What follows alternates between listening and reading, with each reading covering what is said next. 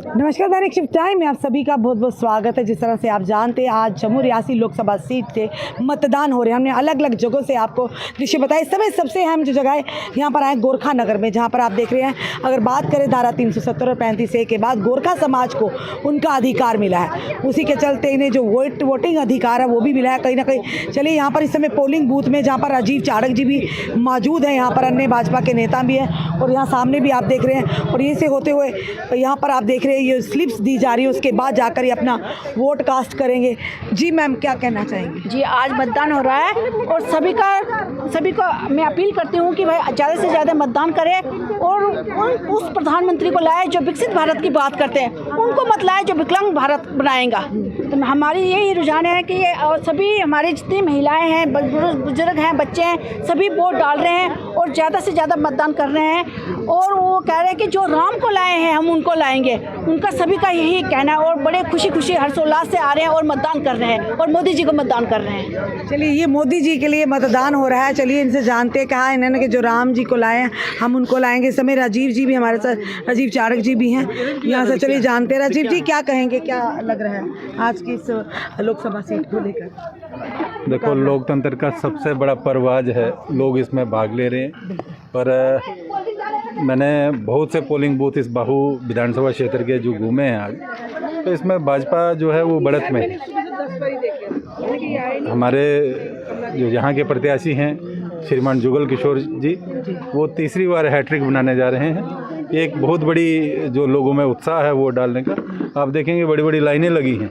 ऐसा हमने कभी देखा नहीं कि ये जो लोकसभा के लाइनें लगी सिर्फ भाजपा के लिए लगी है, अपनी अपनी मर्जी से रोक करेंगे। देखिए, लोगों में उत्साह है वोट डालने का। मोदी जी को, भारत सरकार को, यानी मोदी जी को तीसरी बार लोग जो हैं वो प्रधानमंत्री चुनने जा रहे हैं। मोदी जी के लिए सब खुश है, वो तो विपक्ष भी कहते हैं मोदी जी आने चाहिए, पर जो यहाँ की लोकल लीडरशिप उससे थोड़ी जनता। देखिए, हमारे लोकल लीडरशिप अगर सभी चुनेंगे तभी मोदी जी आ पाएंगे।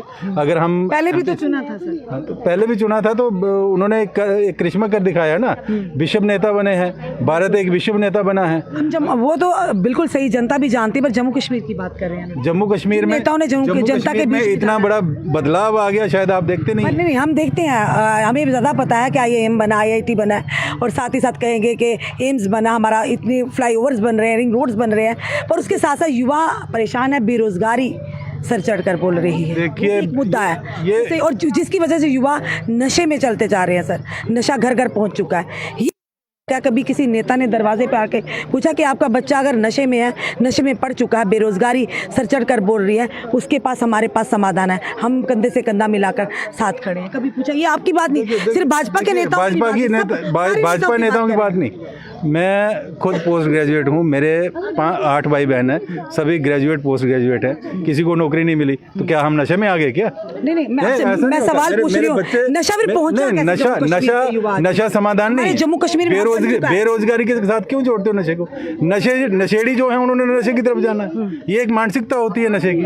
अगर आप बोलेंगे कि पढ़ाई के साथ हाईली क्वालिफाइड होकर बच्चे को अगर नौकरी नहीं मिलेगी, वो नशे की ओर नहीं जाएगा। फ्रस्ट्रेशन, विपक्ष तो साफ तौर पर कह रहा है इस बार भाजपा नहीं, ये जो लखनपुर पार है। देखिए, ये विपक्ष का काम होता है कि नशे को नौकरियों के साथ जोड़ना।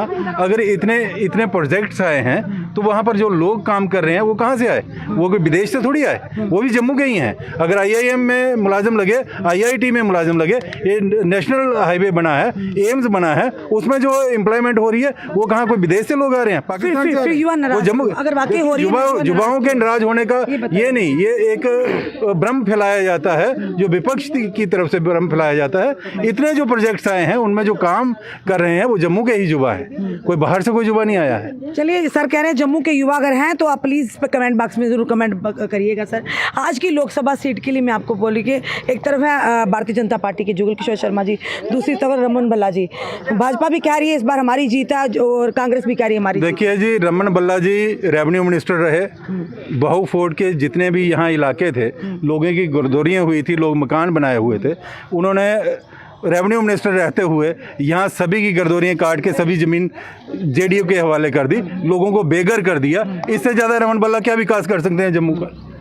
यानी एक पहली बार हुआ था ऐसा कि जम्मू को रेवेन्यू मिनिस्टर हमेशा कश्मीर का रहा है, पहली बार जम्मू को रेवेन्यू मिनिस्टर मिला, लेकिन उन्होंने बाहुफोड़ी नहीं, अपितु पूरे जम्मू में जितने भी लोग बैठे हुए थे उन लोगों की कॉलोनियाँ रेगुलाइज करनी चाहिए थी। वो कॉलोनियाँ रेगुलाइज करने के बजाय अब होंगी, बिल्कुल होंगी, भाजपा करेगी, क्यों नहीं करेगी। एक और मुद्दे, 2-4 मुद्दे जो आपसे जाने, क्योंकि भाजपा के कर्मठ नेता हैं, आपसे तो हम भी सवाल जो सत्ता पार्टी होगी उसी से करेंगे। जब अगर कोई और आएगा सत्ता में तो हम उनसे भी ठोक ताल कर करेंगे। हमारे डेली वेजर्स की बात करें, हमारे होमगार्ड्स की बात करें, हमारे एसपीओज भाई की बात करें, साथ ही साथ एनवाईसीज की बात करें, रहबरे खेल की बात करें, रहबरे जंगलात की बात करें, आशा वर्कर्स की बात करें, आंगनवाड़ी वर्कर्स की बात करें, ये काफ़ी सारे मुद्दे हैं। ये हल क्यों नहीं हुए? ये जितने मुद्दे हैं ये कहिए कांग्रेस ने किए। ये जितनी भी पीछे सरकारें रही उन सरकारों ने अपने वोट बैंक के खातिर हमारे युवाओं का भविष्य अंधकार में झोंक दिया। डेली वेजर लगाते रहे, उसके साथ नीड बेस लगाते रहे, यानी उनका कोई वो नहीं था, आधार नहीं था। उनको लगाया, लगाने के बाद उनका कुछ कर जाते, नहीं किया। 22-23 देखिए 22-23 साल उन्हीं के कार्यकाल में, सुनिए, उन्हीं के कार्यकाल में 22-23 साल सर्विस करने के बाद व्यक्ति रेगुलाइज नहीं हुआ, रिटायर हो गया। अभी जो देखो उन लोगों ने जितने लोग वो लगाए थे किसी आपका बेटा है उसको लगा देते हैं जी कहीं जी। इन्होंने सोचा मेरा बेटा लग गया गवर्नमेंट की नौकरी में, लेकिन गवर्नमेंट की नौकरी में नहीं लगा, उसका भविष्य अंधकार में झोंक दिया उन्होंने उसको, बिल्कुल जो है ना। तो भाजपा ने जो 2014 में ललकार रैली में वायदा किया था कि 2 मुद्दे, धारा 370 का और साथ ही साथ डेली वेजर्स का, सबसे पहले इन मुद्दों को हल किया जाएगा। जब एब्रोगेशन हुआ, अधिकार मिले गोरखा समाज को, वाल्मीकि समाज को। पर हमारे डेली वेजर तो आज भी वही नजरे खड़े हैं, क्योंकि मेरा कोई घर का बंदा तो है नहीं डेली वेजर में, आम जनता की बात करेंगे। देखिए डेली वेजर बहुत से एब्जॉर्ब भी किए गए हैं, जो एसपीओ थे उनकी तनख्वाह जो है इनहांस की गई है। आने वाले दिनों में जो बचते हैं अभी देखो 61,000 नहीं रेगुलर हुए सर, डेली वेजर 61,000, अब तो लाख बन, लाखों की तादाद में डेली वेजर लगाए थे, अब नहीं बने। हमने तो डेली वेजर बंद कर दिया, हमने लोगों के बच्चों के भविष्य के साथ बायोमेट्रिक किया। भाजपा की सरकार में बायोमेट्रिक हुई, अगर कहीं ना कहीं एग्जिस्ट करते थे तभी बायोमेट्रिक हुई। कोई भी व्यक्ति, भाजपा की सरकार में कोई भी व्यक्ति डेली वेजर नेट वेज नहीं लगा।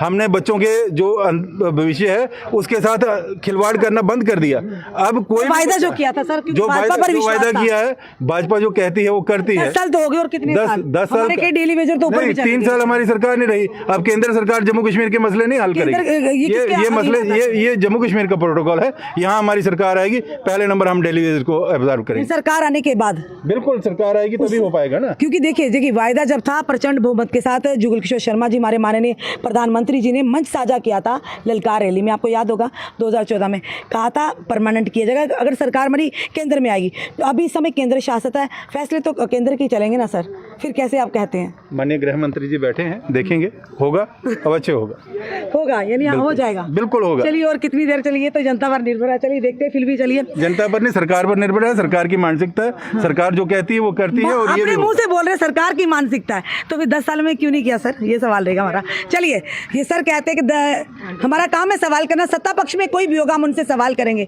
हम अपने घर का सवाल नहीं कर रहे, हमने किसी रिश्तेदार का सवाल नहीं करे, हमारा मतलब है आम जनता का सवाल करना, डेली वेजर का सवाल करना, होमगार्ड्स का सवाल करना, एसपीओज का सवाल करना, जो बेचारे 6-6 हज़ार में अपनी जानें भी गवाते हैं।